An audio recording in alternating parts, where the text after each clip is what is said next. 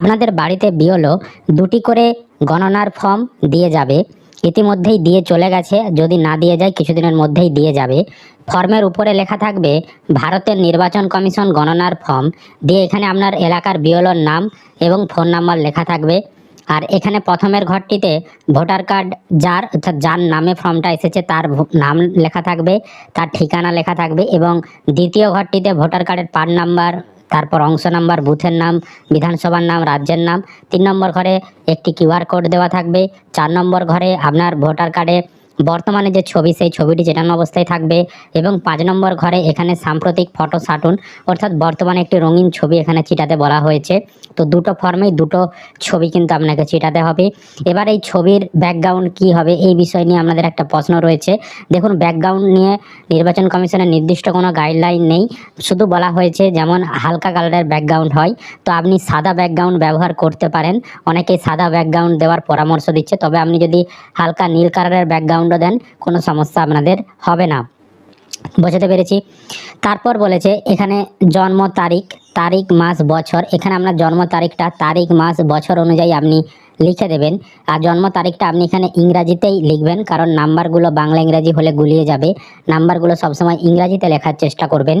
আর অনেকের জন্ম তারিখ ভোটার কার্ডে লেখা নেই, তারা কি করবেন, তারা অন্যান্য কোনো গভর্নমেন্ট আইডি, সেটা আধার কার্ড হতে পারে বা অন্য কোনো সরকারি আইডি, সেখানে বা মাধ্যমিকের অ্যাডমিট কার্ড, সেখানে যে জন্ম তারিখটা লেখা রয়েছে সেই জন্ম তারিখটা আপনি এখানে লিখবেন। যাদের ভোটার কার্ডে জন্ম তারিখ লেখা নেই তাদের ক্ষেত্রে আমি বলছি। আর যাদের ভোটার কার্ডে জন্ম তারিখ লেখা রয়েছে তারা ভোটার কার্ডে যেমন জন্ম তারিখটা লেখা রয়েছে সেরকম আপনি লিখে দেবেন। তারপর আধার নাম্বার ঐচ্ছিক, মানে হচ্ছে আপনি আধার কার্ডের নাম্বার দিতেও পারেন, নাও দিতে পারেন, এটা আপনার ইচ্ছা। আপনি চাইলে আধার নাম্বারটা লিখে দেবেন। তারপর মোবাইল নাম্বার, আপনার মোবাইল নাম্বারটা লিখে দেবেন। মোবাইল নাম্বারটা জনে জনে যে নতুন নতুন মোবাইল নাম্বার দিতে হবে সেরকম কোনো ব্যাপার নেই। আপনার বাড়িতে একটি যদি মোবাইল নাম্বার থাকে, 4 জন সদস্য হয়, 4 জন সদস্যই একটা মোবাইল নাম্বার ব্যবহার করতে পারে, কোনো সমস্যা নেই। তারপর এখানে পিতা বা অভিভাবকের নাম দিতে বলেছে, তো আপনার যে পিতা অর্থাৎ বাবা, তার নামটা এখানে লিখে দেবেন। আর ভোটার কার্ডে আপনার যেমন থাকবে সেরকমও আপনি লিখতে পারেন, বা আপনি এখানে পিতার নামও লিখতে পারেন। ধরুন আপনার ভোটার কার্ডে মায়ের নাম লেখা রয়েছে, পিতার নাম লেখা নেই, সেক্ষেত্রে আপনি এখানে মায়ের নামও লিখতে পারেন, বা যদি পিতার নাম লেখা থাকে পিতার নামও লিখতে পারেন। এবার বিবাহিত মহিলাদের ক্ষেত্রে অনেকে স্বামীর নাম লেখা রয়েছে, সেক্ষেত্রে এখানে আমি আপনাদেরকে পরামর্শ দেবো যে স্বামীর নামটা লিখবেন না, বাবার নামটাই লিখবেন, বাপের বাড়ির বাবার নামটাই লিখবেন বিবাহিত মহিলাদের ক্ষেত্রে। কারণ আপনাদের জন্য স্বামীর নাম লেখার আলাদা একটা ঘর রয়েছে, তাই বিবাহিত মহিলারা সব সময় পিতার নামটাই লেখার চেষ্টা করবেন। আর এখানে আপনি বাংলায় না ইংরাজিতে লিখবেন, তো এখানে কিন্তু আপনারা ইংরাজিতে লেখার যদি লিখতে পারেন লিখবেন, আর যদি আপনি না লিখতে পারেন বাংলাতে লিখবেন, কোনো সমস্যা নেই। কারণ এখনকার ভোটার কার্ডগুলো নিয়ে বাংলা ইংরাজি দুই ভাষাতেই কিন্তু লেখা রয়েছে, তাই আপনি এই ঘরটা বাংলাতেও পূরণ করতে পারেন, ইংরাজিতেও করতে পারেন। তারপর পিতার বা অভিভাবকের এপিক নম্বর, তো বর্তমানে পিতার আপনি উপরে যার নাম দেবেন তার যদি 2025 সালে ভোটার কার্ড থেকে থাকে তার ভোটার কার্ডের নাম্বারটা লিখে দেবেন। আর ধরুন উপরে আপনি পিতার নাম লিখেছেন, পিতা বর্তমানে মারা গেছে, তার ভোটার কার্ড স্যারেন্ডার হয়ে গেছে আর ভোটার কার্ড তার নেই, সেক্ষেত্রে আপনি কিন্তু এখানে ফাঁকাও রাখতে পারেন, কোনো সমস্যা নেই। এখানে যদি আপনি ভোটার কার্ড লেখেন তাহলে 2025 সালে যে ভোটার কার্ডটি রয়েছে, 2025 সালে যে ভোটার কার্ডের নাম্বার সেটাই কিন্তু লিখতে হবে। তারপর মায়ের নাম দেওয়ার ঘর রয়েছে, এখানে আপনার মায়ের নাম লিখে দেবেন। এটাও আপনি বাংলাতে পূরণ করতে পারেন, আবার ইংরেজিতেও পূরণ করতে পারেন। যদি ইংরেজিতে পূরণ করেন সবসময় চেষ্টা করবেন ব্লক ক্যাপিটাল লেটারে, বড় হাতের লেটারে পূরণ করার। তারপর বলেছে মায়ের এপিক কার্ডের নাম্বার, যদি মায়ের ভোটার কার্ড বর্তমানে 2025 সালে থেকে থাকে তাহলে আপনি এখানে লিখে দেবেন। অনেকের বাবা মা মারা গেছে, অনেকেই প্রশ্ন করছেন চন্দ্রবিন্দু বা লেট এগুলো লিখবেন কিনা, তাদেরকে বলে রাখি না, ওই সকল লিখতে যাবেন না। কারণ লেট মানে আপনি বোঝাতে চাইছেন লেট একটা আপনার বাবার নামের অংশ বোঝাতে চাইছেন, ওই ধরনের লেট আরে লিখবেন না, ওগুলো আগে চলতো, এখন বর্তমানে ওই সকল আর চলে না, তাই আপনারা লেট বা চন্দ্রবিন্দু এই সকল উল্লেখ করবেন না। ঠিক আছে, শুধু নামে লিখে দেবেন, মারা যাক আর বেঁচে থাকুক কোনো সমস্যা নেই। তারপর স্বামী বা স্ত্রীর নাম, তো যাদের বিয়ে হয়ে গেছে, যারা আবেদন করছেন, স্বামীরা যারা আবেদন করবেন তাদের স্ত্রীর নামটা এখানে লিখতে হবে। এটাও আপনি বাংলাতেও পূরণ করতে পারেন, ইংরেজিতেও পূরণ করতে পারেন। আর স্ত্রীরা যারা আবেদন করবেন তারা কিন্তু এখানে স্বামীর নামটা লিখে দেবেন। আর যাদের ডিভোর্স হয়ে গেছে তাদের ক্ষেত্রে কিন্তু স্বামী বা স্ত্রীর নাম লেখার দরকার নেই। আর এখানে স্বামী স্ত্রীর এপিক নাম্বার বলেছে, এখানে স্বামীরা আবেদন করলে স্ত্রীদের যদি ভোটার কার্ড হয়ে গিয়ে থাকে 2025 সালে তাহলে সেই ভোটার কার্ডের নাম্বারটা লিখবেন। আর স্ত্রীরা যখন আবেদন করবে স্বামীর ভোটার কার্ড যদি হয়ে থাকে তাহলে স্বামীর ভোটার কার্ডের নাম্বারটা লিখে দেবেন। এটা বোঝাতে পেরেছি। এবার আসি মেন ঘর। এখানে দেখুন লাস্ট যে 2002-এ এসআইআর হয়েছিল, সেইখানে যদি যার নামে ফর্মটা এসেছে, অর্থাৎ এইখানে যার নাম লেখা রয়েছে ফর্মে, যার নামে ফর্মটা এসেছে, যিনি ফর্মটা পূরণ করছেন, তার নাম যদি 2002-এর ভোটার লিস্টে থেকে থাকে, তাহলে আপনাকে এই বাম দিকের ঘরটা পূরণ করতে হবে। আর ডান দিকের ঘরটা কাদেরকে পূরণ করতে হবে? আপনার নাম 2002-এর ভোটার লিস্টে নেই, কিন্তু আপনার আত্মীয় স্বজন, বাবা মা দাদু ঠাকুমা, এনাদের কারোর নাম রয়েছে 2002-এর ভোটার লিস্টে, তাহলে আপনাকে ডান দিকের ঘরটা পূরণ করতে হবে। ঠিক আছে, হয় আপনি বাম দিক পূরণ করবেন, নয় ডান দিক পূরণ করবেন। দুই দিকটাই পূরণ করতে কিন্তু হবে না। আমি আপনাদেরকে বোঝানোর জন্য এখানে দুদিকটা পূরণ করেছি। আপনারা কিন্তু আপনার নিজের নাম 2002-এ থাকলে বাম দিক পূরণ করবেন, আর আপনার আত্মীয়দের নাম যদি 2002-এ থাকে তাহলে আপনি ডান দিক পূরণ করবেন। ঠিক আছে, যে কোনো একদিক আপনি পূরণ করবেন। আর যদি আপনার নিজের নামটা 2002-এ থাকে এবং বাবা মায়েদের নাম 2002-এ থাকে, তাই সবসময় চেষ্টা করবেন নিজেরটা আগে দেবেন। ঠিক আছে, বাবা মায়েরটা দেবেন না। যদি সবারই যদি 2002 ভোটার লিস্টে নাম থাকে, সেক্ষেত্রে আপনার নিজেরটা আগে বাম দিক পূরণ করবেন, ডান দিকেরটা পূরণ করবেন না। বুঝতে পেরেছি? যে কোনো একদিক পূরণ করবেন। এবার এইটা কিভাবে পূরণ করবেন আমি একটু দেখাচ্ছি। তো প্রথমে এখানে বলেছে নির্বাচকের নাম। তো যার নামে এই যে এসেছে ফর্মটা, তার নাম যদি 2002-এর ভোটার লিস্টে থাকে, তার নামটা এখানে লিখতে হবে। এবার এই নামের বানানটা নিয়ে অনেকের সমস্যা রয়েছে, কারণ 2002-এর ভোটার লিস্টে নামের বানান এক ছিল, আর এখন 2025-এ নামের বানান অন্য হয়েছে। নাম ধরুন আপনি কারেকশন করেছেন, তাহলে কোনটা লিখবেন? আপনি সবসময় 2002-এ যে নামের বানানটা ছিল, সেখানে যদি ভুল নামের বানান থাকে, সেই ভুল নামের বানানটাই লিখবেন। বুঝতে পেরেছি? আর অবশ্যই বাংলাতে নামের বানানটা লিখবেন, কারণ 2002-এর যে ভোটার লিস্ট, সেখানে কিন্তু নামের যে বানান সেটা ইংরাজিতে নয়, সেখানে বাংলাতে লেখা রয়েছে 2002-এর লিস্টে। তাই এখানে আপনি সবসময় বাংলাতেই লিখবেন। তারপর এপিক কার্ডের নম্বর যদি থাকে, তো এখানে যদি থাকে কোথাও উল্লেখ করেছে, তার মানে হচ্ছে 2002-এর ভোটার লিস্টে অনেকেরই দেখবেন ভোটার কার্ডের নাম্বারটা ফাঁকা রয়েছে, সেখানে নাম্বার লেখা নেই। তাই যাদের 2002-এর লিস্টে নাম্বার লেখা নেই, তারা এখানে নাম্বার লিখবেন না, ফাঁকা রেখে দেবেন। আর যাদের 2002-এর ভোটার লিস্টে নাম্বার লেখা রয়েছে সচিত্র পরিচয়পত্র নম্বরের ঘরে, সেখানে যেমন ভোটার কার্ডের নাম্বার থাকবে সেরকমটাই লিখবেন। কারণ অনেকের আগে ভোটার কার্ডের নাম্বার বড় ছিল, WB দিয়ে বড় ছিল, এখন 2025 সালে ভোটার কার্ডের নাম্বার তাদের ছোট হয়ে গেছে, নাম্বারটা পাল্টে গেছে। তারা একটু কনফিউশনে রয়েছেন কোন ভোটার কার্ডের নাম্বারটা লিখবেন। তাদের ক্ষেত্রে বলে রাখি, সবসময় 2002-এ যে ভোটার কার্ডের নাম্বারটা থাকবে, অর্থাৎ পুরনো যদি থাকে সেই আগের ভোটার কার্ডের নাম্বার, সেটাই কিন্তু দেখে দেখে সেখান থেকে লিখতে হবে। এবার আত্মীয়ের নাম কার লিখবেন? 2002-এর ভোটার লিস্টে যিনি আত্মীয় হিসাবে আপনার ছিল, সেখানে আপনার যিনি ছিলেন সেই আত্মীয়ের নামটাই লিখতে হবে। সেখান থেকে দেখবেন 2002-এর লিস্টে কে আত্মীয় ছিল আপনার, সেখান থেকে লিখবেন। এটাও আপনি কিন্তু বাংলাতেই পূরণ করবেন। এবার এই সম্পর্কটা দেখুন, সব থেকে গুরুত্বপূর্ণ। এটা একটু কনফিউশন আপনাদের তৈরি হচ্ছে। এখানে যে সম্পর্কটা আপনাকে লিখতে হবে, 2002-এর লিস্টে যেমন সম্পর্ক থাকবে, সেখানে যেমন থাকবে, সেখানে যদি ভুল সম্পর্কও লেখা থাকে, আপনার ধরুন সম্পর্কে সেখানে বাবা, কিন্তু সেখানে সম্পর্কে লেখা ছিল স্বামী, বা সেখানে লেখা ছিল মাতা, তো আপনাকে ওই ভুলটাই লিখতে হবে। 2002-এর লিস্টে যেমন সম্পর্ক থাকবে, যদি সেখানে ভুল সম্পর্ক লেখা থাকে, সেই ভুলটাই লিখতে হবে আপনাকে। তো সেখান থেকে দেখে আপনি সম্পর্কটা লিখে দেবেন। 2002-এর লিস্টে যেমন সম্পর্ক আপনার লেখা থাকবে, লিস্টটা তাই ডাউনলোড করে সকলেরই কিন্তু আগে লিস্টটা ভালোভাবে বুঝে নিতে হবে। তারপর জেলা 2002-এর অনুযায়ী আপনার জেলা কোথায় ছিল 2002, সেই সময়কার জেলা আপনি লিখবেন। তারপর রাজ্যের নাম লিখবেন। তারপর বিধানসভা ক্ষেত্রের নাম লিখবেন, ক্ষেত্রের নম্বর, অংশ নম্বর, ক্রমিক সংখ্যা, এগুলো লিখবেন।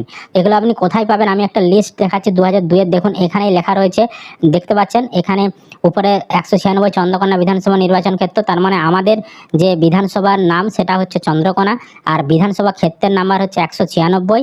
আমাদের অংশ নম্বর দেখুন ডান দিকের উপরে লেখা রয়েছে 25 লিখে দেবো। আর ক্রমিক সংখ্যা হচ্ছে আপনি যেই ব্যক্তিটি 2002-এর লিস্টে আপনি খুঁজেছেন, তার পাশে দেখুন ক্রমিক নম্বরের ঘরে নাম্বার লেখা রয়েছে, ওখান থেকে দেখে লিখে দেবেন। আপনি আপনার যে ক্রমিক নাম্বার সেখান থেকে দেখে আপনি লিখে দেবেন। তো লেখার হলো। আর ওইখানেই দেখুন 2002-এর লিস্টে আপনি যে ব্যক্তিটি, সেখানে নির্বাচকের নাম লেখা রয়েছে। তো ওইখানে যে নির্বাচকের নামটা লেখা থাকবে, ওখানে যে নামের বানান থাকবে, সেটাই কিন্তু ফর্ম ফিল আপের জায়গায় লিখতে হবে। আর সচিত্র পরিচয়পত্র নম্বরের ঘরে দেখুন একটা নাম্বার লেখা রয়েছে, ওইখানে যে নাম্বার থাকবে সেটাই আপনাকে লিখতে হবে। আর আত্মীয়ের নামের ঘরে দেখুন এখানে যে আত্মীয়ের নামটা লেখা রয়েছে, সেই আত্মীয়ের নামটাই কিন্তু ফর্ম ফিল আপের জায়গায় লিখতে হবে। সম্পর্কটা দেখুন এখানে যেমন রয়েছে সেরকম কিন্তু ফর্ম ফিল আপের জায়গায় আপনাকে লিখতে হবে। বুঝতে পেরেছি? এবার বাম দিক পূরণ করে নিল যারা, তাদেরকে ডান দিকটা পূরণ করতে হচ্ছে না। ঠিক আছে, এবার অনেকেরই নিজের নাম 2002-এর ভোটার লিস্টে নেই, তারা কিভাবে ফর্ম ফিল আপ করবেন? ধরুন আপনার 2002-এর ভোটার লিস্টে নাম নেই, কিন্তু আপনার দেখা যাচ্ছে যে বাবা মা দাদু ঠাকুমা এনাদের কারো একজনের নাম 2002-এর ভোটার লিস্টে রয়েছে। তাই আমাদেরকে আগে বাবা মা দাদু ঠাকুমা এনাদের 2002-এর ভোটার লিস্টে নাম রয়েছে কিনা সেটা আগে লিস্ট ডাউনলোড করে যে বুথে ছিল বাবা মা দাদু ঠাকুমারা সেই বুথের লিস্ট ডাউনলোড করে 2002-এর চেক করে দেখতে হবে। এবার আপনি দেখছেন যে আপনার বাবার নামটা 2002-এর ভোটার লিস্টে রয়েছে। তো আমি একটু দেখিয়ে দিচ্ছি আপনাদেরকে। তো এখানে আপনার বাবার নামটা আপনাকে লিখতে হবে 2002-এর যে লিস্ট, সেখানে বাবার যে নামের বানানটা রয়েছে সেই নামের বানানটাই লিখতে হবে, বাংলাতেই পূরণ করবেন। তারপর এপিক নাম্বার, সেখানে যেমন এপিক নাম্বার লেখা রয়েছে ভুল থাকলে ভুল সেটাই আপনি লিখবেন, বা আগে যেমন এপিক নাম্বার ছিল সেরকম, মানে ভোটার কার্ডের নাম্বার আগে যেমন ছিল সেরকমই লিখবেন। আত্মীয়ের নামে সেই 2002-এর লিস্টে আত্মীয় কে ছিল, আপনি বাবার দিচ্ছেন তো বাবার আত্মীয় সেখানে কে ছিল 2002-এর লিস্টে, সেখান থেকে দেখে আত্মীয়ের নামটা লিখবেন। তো এক্ষেত্রে বাবার বাবা আত্মীয় ছিল, তাই তার নামটা দিবাকর মাইতি আমি লিখেছি। অরুণ মাইতি হচ্ছে আমার বাবা, তার আত্মীয় হিসাবে আত্মীয়ের নামে দিবাকর মাইতি ছিল, আমি দিবাকর মাইতি লিখেছি। এবার সম্পর্কটা দেখুন, 2002-এর লিস্টে যে সম্পর্ক থাকবে সেই সম্পর্ক লিখলে এখানে চলবে না, ঠিক আছে। 2002-এর লিস্টে যে সম্পর্ক থাকবে সেই সম্পর্ক এখানে লিখলে চলবে না। এখানে সম্পর্কটা সবসময় লিখতে হবে ভোটারের সঙ্গে কি সম্পর্ক, মানে যার নামে ফর্মটা এসেছে তিনি যে ফর্মটা পূরণ করছেন তার সঙ্গে উপরে যে আমি লিখেছি অরুণ মাইতি, অরুণ মাইতির কি সম্পর্ক, ঠিক আছে। আমার সঙ্গে অরুণ মাইতির সম্পর্ক হচ্ছে পিতা, আমি এখানে পিতা লিখেছি। আমি যদি এখানে উদাহরণ দিয়ে বলছি, এখানে আমি যদি মায়ের নাম লিখতাম তাহলে এই সম্পর্কে আমার কে হন, ইনি আমার মা হন, এখানে আমি মাতা লিখব। আমি যদি এখানে আমার দাদুর নাম লিখতাম তাহলে সম্পর্কে এখানে কি লিখব, দাদু। আমি যদি এখানে ঠাকুমা লিখতাম তাহলে আমার সঙ্গে কি সম্পর্ক, এখানে সম্পর্ক ঠাকুমা লিখতাম, ঠিক আছে। এই জায়গাটা কিন্তু কখনোই সম্পর্কটা 2002-এর লিস্ট অনুযায়ী হবে না।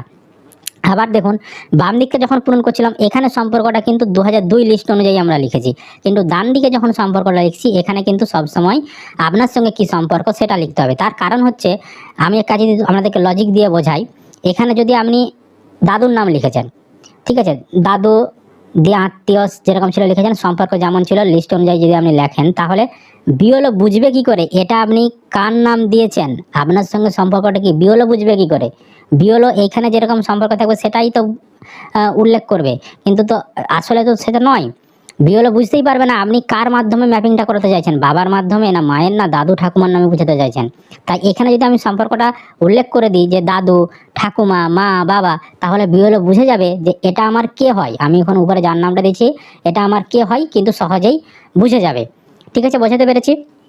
তাই সম্পর্কটা সবসময় আপনার সঙ্গে কী সম্পর্ক সেটা লিখবেন, জেলার নাম, রাজ্যের নাম, বিধানসভা ক্ষেত্রের নাম, এগুলো আপনি আগের যেরকম দেখালাম ওইভাবে ক্ষেত্রের নম্বর, অংশ নম্বর, ক্রমিক সংখ্যা 2002-এর লিস্ট অনুযায়ী আপনি বাকিটা পূরণ করে দেবেন, বুঝতে পেরেছি। এবার অনেকেরই একটা প্রশ্ন, এই যে এখানে নামটা আপনি দেবেন, এই নামে কাকু জেঠা দাদা ভাই বোন, হ্যাঁ, এদের নাম দেওয়া যাবে কিনা। না, দেখুন এখানে কেবলমাত্র 4টা সম্পর্কই উল্লেখ করা রয়েছে, বাবা মা দাদু ঠাকুমা, এই সম্পর্ক বাদে বাকি রিলেটিভের নাম কিন্তু দেওয়া যাবে না। এবার আপনি দেখতে পাচ্ছেন কারোরই নাম নেই, সেক্ষেত্রে কিন্তু আপনি অন্য রিলেটিভের নাম আপনি দিতে পারেন, তবে সেক্ষেত্রে আপনার বাড়িতে হিয়ারিংয়ের নোটিশ আসবে, তখন আপনাকে অরিজিনাল কাগজ নিয়ে গিয়ে ভেরিফিকেশনের জন্য যেতে হবে, বুঝতে পেরেছি।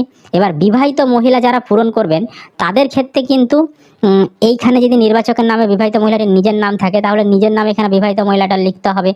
তারপর সেখানে তার লিস্টে যেমন আত্মীয় ছিল, আত্মীয় কে ছিল 2002-এর লিস্ট অনুযায়ী সেরকম তাকে লিখতে হবে, সম্পর্ক 2002-এর অনুযায়ী লিখতে হবে।